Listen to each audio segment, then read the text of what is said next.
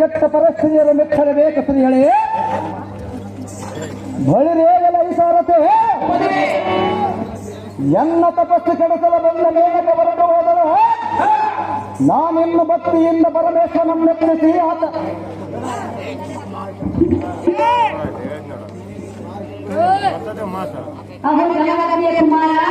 ಅಹೇ ವಾಸವನ ರಾಣಿ,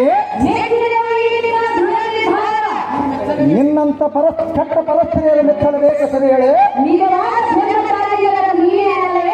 ಹೌದು ಶ್ರೀಗಳೇ. ನಿಮ್ಮ ತಪವನ್ನು ಕೆಡಿಸಲು ನಾನು ಇಲ್ಲಿಗೆ ಬಂದೆ, ನೀನಿಗಿದ್ದೆ ನಾನೇ. ನೀನು ಹೀಗೆ ಆ ಪರಶುವನಲ್ಲಿ ಭಕ್ತಿಯಿಂದ ತಪವನ್ನು ಗೈದು ತ್ರಿಶೂಲವನ್ನು ಹೊರಗಾಗಿ ಪಡೆದುಕೊಂಡು ಆ ಪಾರ್ಥಿವಿ ರಾಜನನ್ನು ಬಳಿರೇಗಲ ಈ ಸಾರತೆ ಎನ್ನ ತಪಸ್ಸು ಕೆಡಿಸಲು ಬಂದ ಮೇಲಕ್ಕೆ ಹೊರಟು ಹೋದಳು. ನಾನೆನ್ನ ಭಕ್ತಿಯಿಂದ ಈಶ್ವರನನ್ನು ಧ್ಯಾನಿಸಿ